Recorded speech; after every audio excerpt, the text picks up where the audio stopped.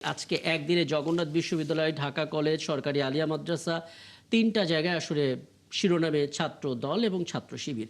এবং দিন শেষে আপনারও একটা বক্তব্য, যেটা আসলে ইত্তেফাক, তারপর হচ্ছে বাংলা টিমন সহ সব জায়গায় এসেছে, যে যত দ্রুত ছাত্র দল ছাত্রলীগে পরিণত হবে তত দ্রুত তার অবস্থা ছাত্র দলের পরিণতি ছাত্রলীগের চেয়েও খারাপ হবে, এরকম একটা মন্তব্য। কনটেক্সট একটু ব্যাখ্যা করবেন কি?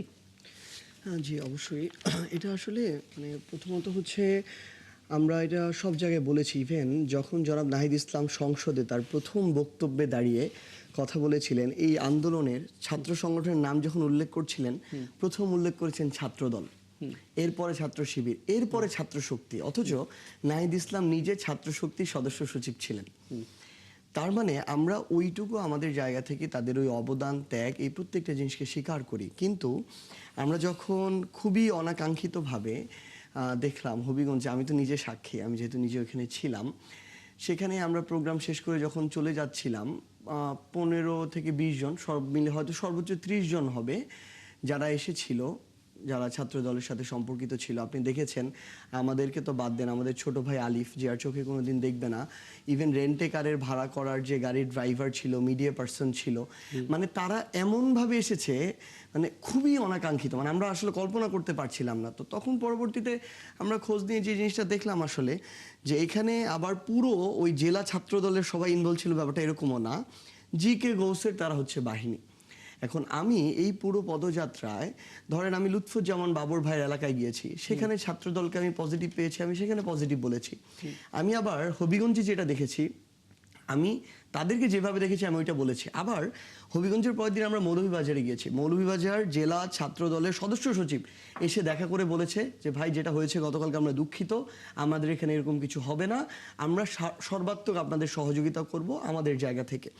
দেখেন, আমরা এই ভালোটাকে আমার নির্দ্বিধায় এখানে ভালো বলতে কোনো সমস্যা নেই। কিন্তু আমরা সিলেটে পরের দিন আমি নিজে শহীদ পরিবার এবং আহতদের সাথে কথা বলছি, সেখানে কিন্তু নাসিরউদ্দিন পাটোয়ারি নেই। প্রোগ্রাম শেষ করে আমরা যখন বের হয়ে আসলাম, আপনারা দেখেছেন ভিডিওতে যেভাবে অতর্কিত, এটা ছিল গোলাপগঞ্জ সিলেটের, যে অতর্কিত হামলা হয়েছিল, গাড়ির পিছনের গ্লাস যখন একটা ইটের আঘাতে ভেঙে পড়ে, আরেকটা ইট যদি সেম ভাবে আসতো, আমাদের কারোর মাথায় লাগতো, পুরো গ্লাস ভেঙে পড়ে গিয়েছে। এখন এরপরে গত 2 দিন যেটা আমরা দেখলাম, যে প্রথমে রংপুরে গতকালকে দেখলাম, আমি এটাও বলি যে রংপুরে গতকালকে ধরেন ছাত্রদল ছাত্র শিবিরে যেটা হয়েছে, শেষের দিকে ছাত্র শিবিরে কিছু মানুষ, যখন ছাত্র দলের ওখানে প্রভাব তুলনামূলক হয়তো কম, ছাত্র শিবিরের বেশি, কিন্তু ছাত্র শিবিরের বেশ কয়েকজনের আমরা যেইভাবে রিয়াকশন দেখেছিলাম, এটাকেও আমাদের যৌক্তিক মনে হয় নাই। কিন্তু ওইটার আমি প্রতিশোধ নিব, কনসিকুয়েন্স দেখাবো বলে আমি জগন্নাথে হঠাৎ করে আমি এই রিয়াকশন দিব, এটা তো হইতে পারে না, খুবই অনাকাঙ্ক্ষিত। আপনি দেখবেন জগন্নাথ, ঢাকা কলেজ, আলিয়া মাদ্রাসা থেকে শুরু করে 3-4টা ক্যাম্পাসে আজকে মোটামুটি রণক্ষেত্র হয়ে গিয়েছে। এটা আমাদেরকে আবার ওই 15 জুলাই, 18 জুলাই, 19 জুলাই ওই জায়গায় ফিরিয়ে নিয়ে গিয়েছে। এমনকি আপনি দেখবেন যে আমরা অস্ত্রের ঝনঝনানি দেখলাম, 4 ফিট 5 ফিট সাইজের লম্বা, কারো হাতে দা, এগুলো। এবং খুবই দুঃখজনক লেগেছে যেটা, নয়ন ভাই, তাকে নিয়ে আমরা আলোচনা সমালোচনা যাই করি, তার প্রতি আমাদের একটা রেসপেক্ট আছে, কারণ তিনি একজন সাফারার।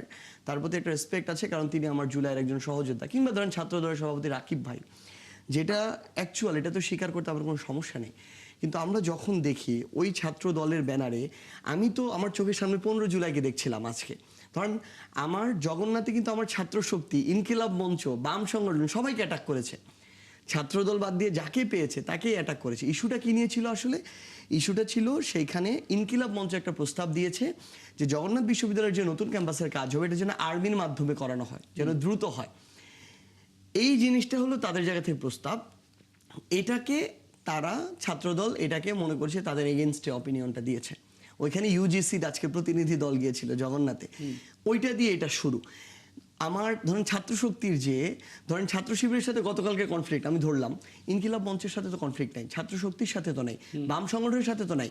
ছাত্র শক্তির আহ্বায়ক রক্তাক্ত এখন হসপিটালে ভর্তি, ওইটা একটা লেয়ার গেল। পরের লেয়ারটা খুবই দুঃখজনক। আমি শিওর রতন ভাইয়ের মতো যারা ভালো মানুষরা আছেন বিএনপিতে, তারাও এগ্রি করবেন। হাসপাতালে ইমার্জেন্সির যে অপারেশন থিয়েটার, ওটির ভিতরে ট্রিটমেন্ট রানিং অবস্থায় ওইখানে গিয়ে পিটানো হয়েছে, বের করে আনা হয়েছে।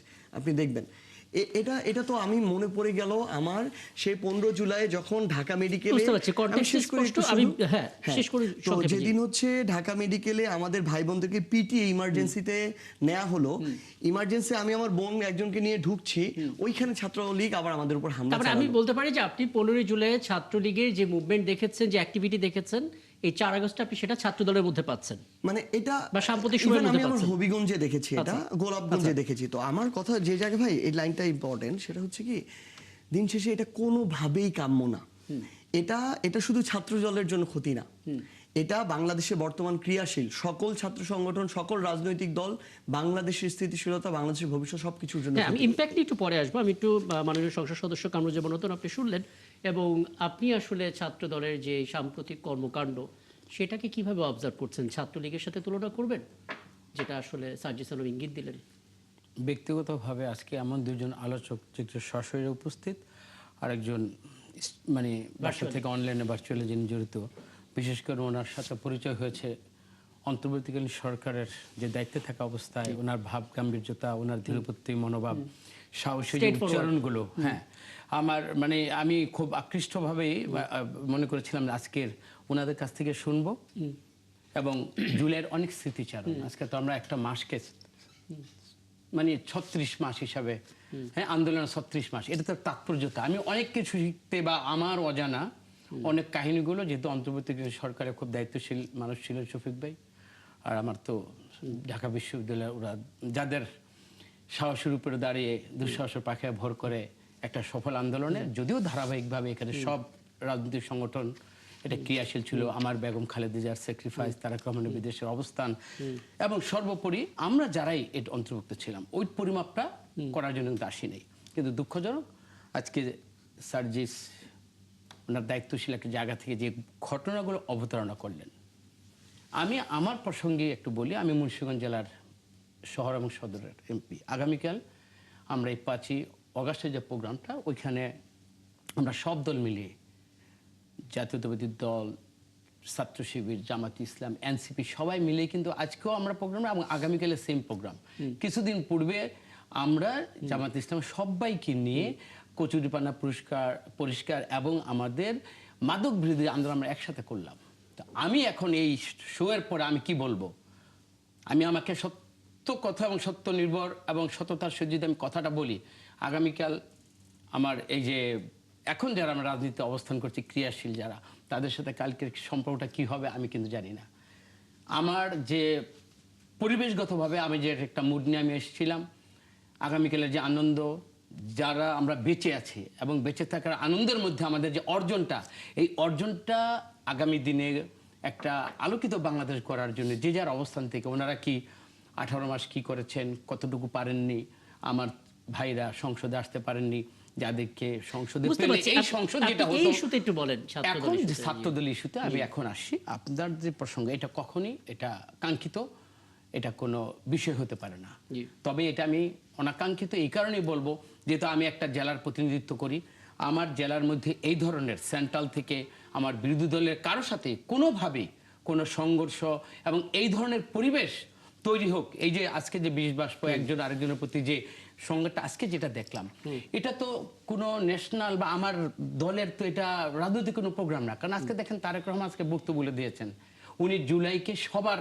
অংশগ্রহণ বলেছেন, এটার সবার অংশীজনের মাধ্যমে এরকম একটা এটা সফলতা। আমার কাছে এবং আছে, এই তারেক টপিকটা রহমান- আছে, এটা না, আলাদা করব, না, কিন্তু ওইটা আমি আপনি বলি, শুধুমাত্র যেখানে আমি তারেক রহমানকে ফলো করব, আমি ওনার কর্মী, যেখানে আমার প্রধানমন্ত্রীর মনোভাব দেশকে আজকের যে সমস্যাগুলো বাংলাদেশে বিরাজমান, ওইখানে যতগুলো জায়গায় অ্যাড্রেস করেছেন, এবং ওই অ্যাড্রেসকৃত জায়গাগুলোকে যদি সফলতার জায়গায় নিতে হয়, আজকের যারা বিরোধী দল সবাইকে নিয়ে একসাথে এগোতে হবে। আমি তারেক রহমান এই বার্তাটা যেখানে আমার সামনে, যেটা আমার কাছে শিরোধার্য, সেইখানে এই সংঘর্ষের আমার কোথায় কখন কি হলো সেটা আমি যাব না।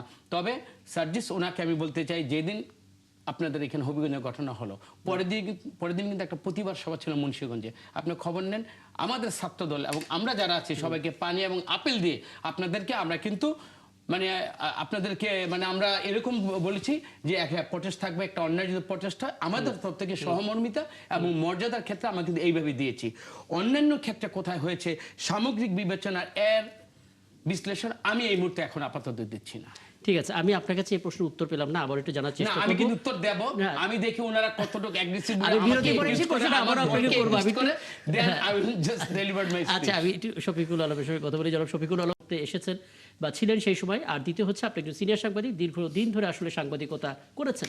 সেই সাংবাদিকতার চোখ দিয়ে শুধুমাত্র আমাকে এই জিনিসটা বলবেন, 4 আগস্টকেই কেন বেছে নেওয়া হলো? মানে এটা কি কাকতালীয়, নাকি আসলেই কোনো রকমের একটা প্ল্যান ছিল যে আসলে এই সময়টা একটা কিছু হবে, যেন 5 আগস্টে সব ঐক্যের যে ছাতা, সেই ছাতার মধ্যে না থাকতে পারে, কিছুটা হলেও যেন ফাঁক থাকে দলগুলোর মধ্যে? মানে আপনি এরকম কোনো শঙ্কা দেখেন কিনা আপনার? জি।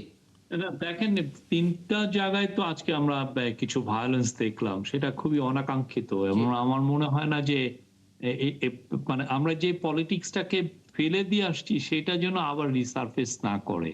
এটা আমাদের সবার মানে ঐক্যবদ্ধ প্রচেষ্টা হওয়া উচিত। আরেকটা জিনিস, মানে এই যে আমরা যে দখলের রাজনীতি, ক্যাম্পাস দখলের রাজনীতি বা যেই ধরনের ক্যাম্পাসকে ঘিরে টেনশন, এটা তো আসলে কোথাও মানে এটা তো কোথাও নিয়ে যায় না। মানে ছাত্রলীগের পরিণতিটা দেখেন বা এইটা বাংলাদেশকে এগোয় না, এগুলো না। আমরা সবচেয়ে আমার মানে এই গভর্নমেন্ট আসার পরে সবচেয়ে আমার যেটা ভালো লাগছে যে পুরো সমস্ত কিছু কেন্দ্র পার্লামেন্ট হয়েছিল।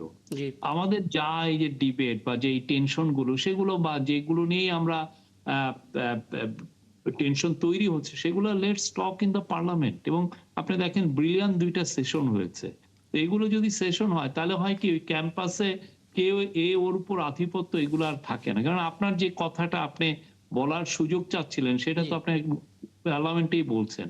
জি। তো এই জায়গাটা আমি জানি না এটা এই রাজনীতি সত্যিকার অর্থে আমাদেরকে কোথাও নিয়ে যায় কিনা। এটা যারাই ইনভলভ হোক না কেন, মানে এখানে বিরোধী দল হোক আর যে স্টার্ট করে, এখন এ বলবে যে আমার দোষ ছিল না, ও করেছে, ও বলবো আমার দোষ ছিল না, এইটা আমরা না যাই না, যে আমার মনে হয় যে let's focus on the future. আমাদের তো অনেক বড় কাজ আমাদের সামনে, যে মানে একটা দেখেন আমাদের গভর্নমেন্টের সময় আমরা একটা ভয়ঙ্কর একটা বিধ্বস্ত ইকোনমি পেয়েছি, আমরা কিছুটা ড্যামেজ রিপেয়ার করেছি।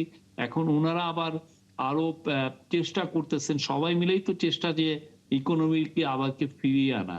তো এই টেনশন গুলো যদি থাকে তাহলে এই কাজটা প্রলম্বিত হয়, কাজটা এগোয় না। তো সবাই মিলে আসলে সবার গুড সেন্স সবার জন্য প্রিভেল করা উচিত এবং এমন সময় প্রিভেল করা উচিত যেই সময় আসলে আমরা আমাদের শ্রেষ্ঠ সময়কে, আমরা 2 বছর আগের যে শ্রেষ্ঠতম সময় পার করেছি তাকে আমরা কমেমোরেট করছি। এই সময় এটা একটা খুবই পবিত্রতম মুহূর্ত। আপনার মনে আছে 4 তারিখে কি ভয়াবহ খুন, জি। আমি অরণবাজারে তখন ইয়ে করতাম, আমার চোখের সামনে একটা ছেলেকে মেরে ফেললো, আমরা দেখলাম তার মাথায় গুলি লেগেছে। তো 4 তারিখের যে ভয়াবহ যে অভিজ্ঞতা, আমরা let's think about it, let's মানে আগামীকাল আমাদের বিজয় দিবস, আমাদের এই জুলাই যে গণ অভ্যুত্থান দিবস, সেই জুলাই গণ অভ্যুত্থান দিবসে হ্যাঁ, আমরা আপনার বক্তব্যটা যেন শফিকুল আলম খুবই পজিটিভ, এবং আপনি এটাই বোঝাতে চাচ্ছেন যে আমরা 2 বছর পেছনে গেলে আজকের দিনটা যে ভয়াবহতা, সেটা মাথায় রেখে যেন আমরা আমাদের বেটার এবং বিগার ফিউচার নিয়ে ভাবি।